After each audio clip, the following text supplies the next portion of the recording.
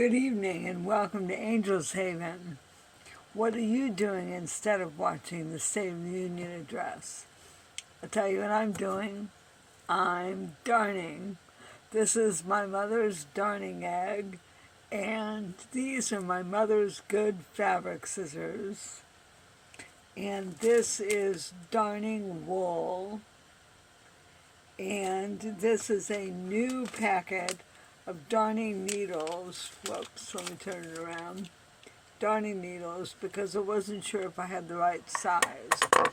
So let me turn this down. I'm using my tablet. This is a terrible angle. It makes me look fat. But that's okay. You don't care. And if you don't care, I don't care. There's Genevieve Casey's photograph I love so much. What I'm darning is a pair of wool leggings. This is my favorite brand of leggings, and this particular pair I've had for probably 6 years. Wool leggings are one of the few things that I buy new, and I wear them year-round. They're merino wool, so that you can wear them year-round. They're very lightweight. I'm sure they're probably a wool nylon blend. Let me see if you can still read the fabric content on these. Let's see, drum roll please. 95% merino wool, 5% elastane. That's some sort of stretchy thing. I hope I'm looking somewhere in the general direction of the lens. I don't usually use my tablet to record, so I don't really know where the actual lens is. So anyway, I've had these leggings, this particular pair, for about 7 years. And they are blue. I would call this marine blue, but it might be a little too dark for marine blue. But I bought them, I guess 6 years ago, at the beginning of the pandemic. And I wore them through the 100-day dress challenge that I did. I'm trying to find the hole. I can't remember which leg it's in. I did a 100-day dress challenge with a company called Wool and, like the word wool and then the word, then the ampersand. And if you wore one of their dresses for at least 100 days, they'd give you a $100 gift card. I did that challenge. My friend, I just found the hole. Here's the hole. My friend Genevieve Casey, whose photograph you see there, also did it. By coincidence, we were both doing it at the same time. And I bought a blue merino dress from Wool and I wore it for 100 days. I did not like the dress. I ultimately gave it away. And I got the $100 gift card. I bought another dress. I didn't like that either. I gave it away. And then I discovered this company, which is called Woolly, W-O-O-L-L-Y. And I like their merino wool clothing much better. I have no clue. I guess the lens is over there. Hello! My eyes are very tired anyway, so if they're drifting, it's partly because I don't know where the lens on this tablet is, and partly because they're tired. So when everybody was talking about what they were going to do instead of watching the State of the Union address, I was telling everybody I was going to change the fill in my composting toilet, and I decided instead I would darn these leggings because the wool darning thread that I ordered came, So then I thought I'd have a little chat on the tablet while I did this. I would use my phone, except the battery died.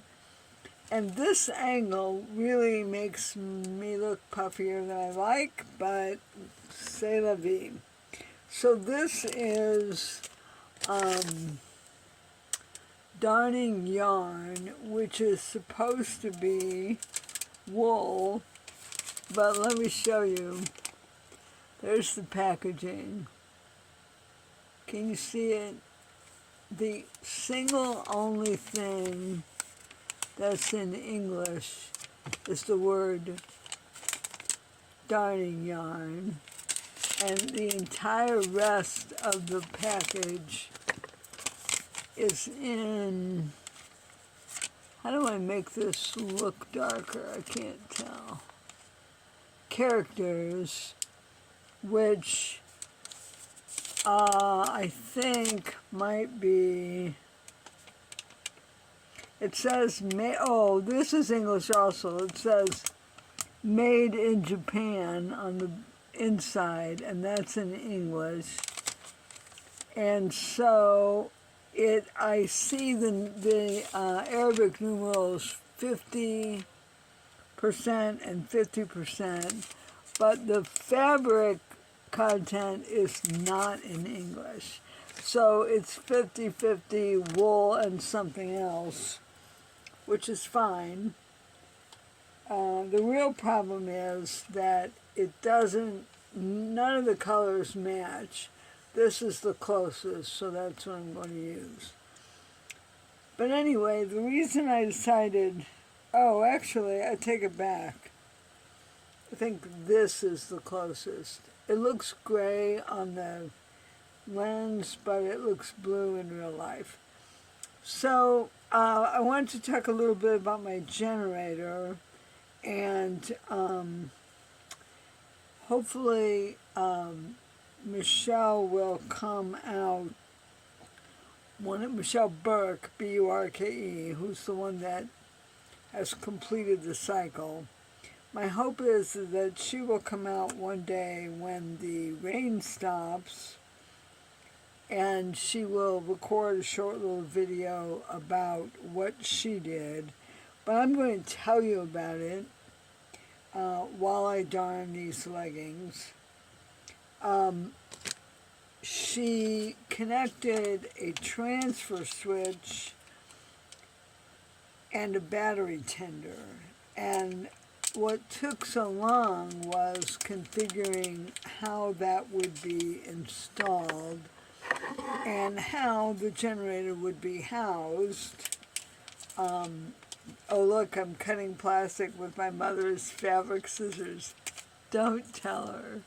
And don't tell my sister Joyce, or she'll never forgive me. But anyway, I did. I cut open the package that has the darning needles in it. This is a wooden tube. I think the lens is over here. Is the lens there? Yep. Okay. This is a wooden tube, and it looks like a lipstick tube to me. Probably everything will go flying. Oh no, it screws. Okay, and what's in it is darning needles. Probably darning and embroidery needles. And I'm going to darn. And this is a fairly fine fabric, so I'm not going to use a really big one. But, and I'm fairly sure I already had darning needles, but I couldn't find them in my sewing box. So anyway, let me find the finest darning needle in this tube. How many of you have ever darned anything? I haven't darned in a long time. I'm going to have to dump these out. But I have darned. Of course, my mother taught us to darn. So this is the one I'm going to use. I don't know if you can see that or not. It's fairly short, and they're fairly sharp. but they're thicker because obviously you're using thicker, it's yarn. They call it, you can darn with anything, but this is wool yarn, or 50% wool yarn. So anyway, Michelle installed this transfer switch, installed the battery tender. I had someone build a box for it, but they didn't really build it the way we wanted it built. They built a nice box, but it didn't have the features we needed. So Michelle had to modify that box. She did that. Let's see. See, these darn needles are much easier to thread than a regular needle. Now when you're darning, in case you don't know, you only, or at least this is the way I was taught to do it back in the, I'm going to say early 60s, you only put a knot in one thread because you want your darning to be one thread thick. Feel free to correct me if that's not the way you were taught to darn. And then you pull it through your fabric to the knot as you go. I'm probably going to embarrass myself by doing a terrible job since I'm recording it. Isn't that always the way? So the theory of this transfer switch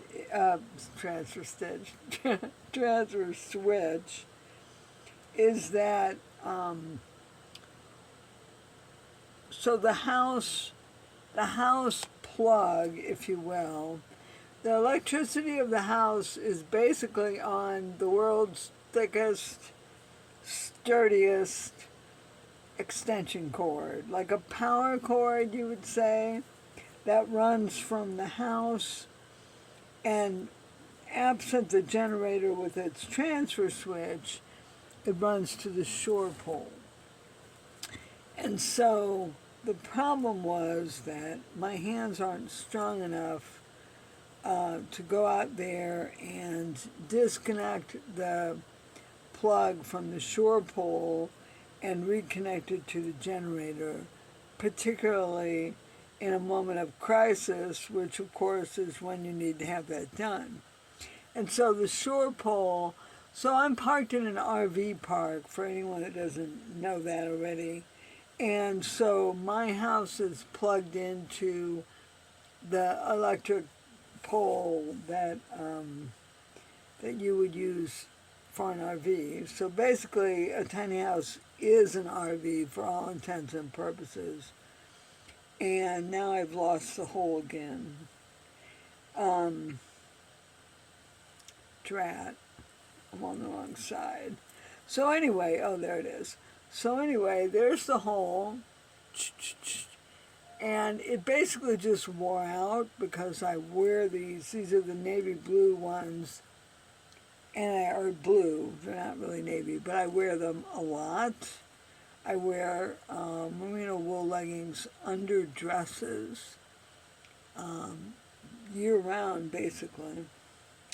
So anyway, if you didn't know, you put the darning egg in the garment, and there's the hole, and you use the darning egg to resist, to provide a little tension and resistance as you work.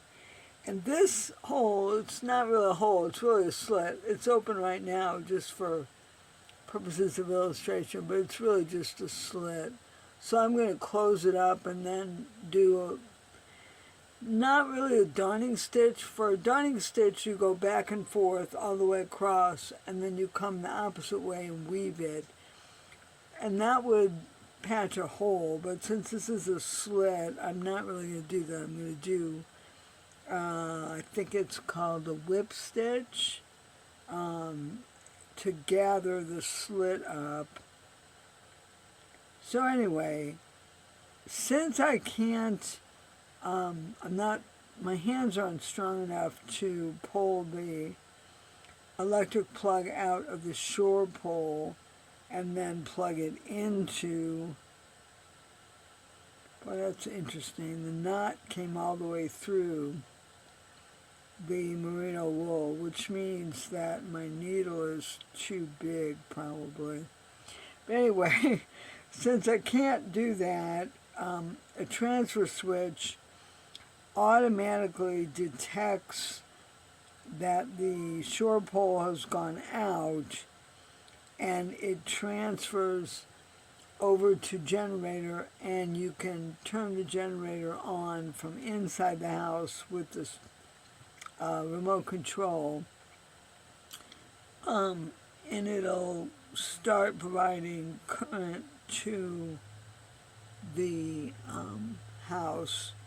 So in other words, the electric plug of the house, the extension cord or power cord, is plugged into not the shore pole, but the a dual-sided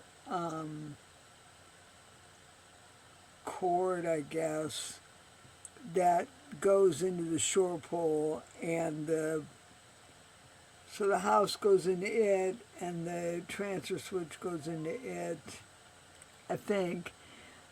See, Michelle will actually show you. And then the electricity can come from or the power can come from the generator. I bought that generator in January of 2023, and this undertaking of making it work, making it so that I can operate it, has taken 3 years. I might have bought it in 2022, one of the two, either 3 years ago or 4 years ago. And we've had one really bad storm since Michelle finished it, and that storm was so bad that it rocked my house. And in fact, I was worried that my house would rock off its levelers, and that made me realize that I haven't had the house re-leveled probably in 3 years. Probably the generator, anyway, 3 or 4 years for the generator, and about 3 years. You're realistically, you should have your tiny house leveled once a year if you're not traveling with it. If you just park somewhere, you want to have somebody re-level it. Part of the problem is that I'm parked on ground, so it's not going to be level. And so there I have the hole darned up, and because it was really a slit, not a hole, I just darned it in a line. But now I'm going to go back over it to make sure that it stays. So I haven't had my house re-leveled in probably 3 years. It's kind of a pain because you have to, well, it's a pain for somebody like me who has china and art hung up and a China Angel collection, half of which you can see in that cabinet. There's another shelf unit like that on the other side. You can probably see it's right here. So I would, when I have my house re-leveled, I have to take all that stuff down, and so that's really why I haven't done it in a few years. There was a man living here, or a couple living here, Derek and Kelly, who, Derek was a contractor from Washington, and he built his tiny house. He leveled my house a couple of times for me, and he was able to do it without me putting everything down on the floor. Partly because I didn't have as much stuff as I do now. I didn't have as much artwork up as I do now. Pardon me for not looking at you, I'm darning. But partly because he just knew what he was doing. I keep a level, a little small level, on the backsplash in the kitchen. Just eyeball it. And it's usually close to level. And once in a while I walk around and put it in different places. And that sort of tells me that my house is reasonably level. We have had a couple of pretty significant earthquakes since I've been here. The worst of which have been since it was last leveled. So this is where those little tiny sewing scissors would come in handy, but I'm going to cut this thread with my mother's fabric scissors, even though they're too big for the job. So there it is. Looks like kind of a Frankenstein wound, but it will look better from the correct side. So I've been babbling for 20 minutes and I've told you about darning. I've told you about my angels and I've told you about the transfer switch. It is winter here, which means it has rained a fair bit, although we're kind of at the end of our rainy season. The snow geese are here. I don't have batteries for my Canon, my little Canon Power Shot, so I haven't gotten any pictures of the snow geese this year. But I saw a landing at dusk tonight, so probably, I don't know, it must be 1,000 or more snow geese landing in a field not far from where I live. Absolutely stunning. If you get a chance to see that, it is really, it's cool when it's the sandhill cranes, but when it's the snow geese, it's just stunning because, you know, they're white and they're majestic, and you know they rise up. In this case, they were coming into the field. It was dusk, so they were probably settling in the field for the night, and I love it. It's one of the best things about living in the Delta is the migrating birds. So now let me see if I can find that darn. Am I on the wrong leg? Yes. Where is it? I thought it was on the left leg.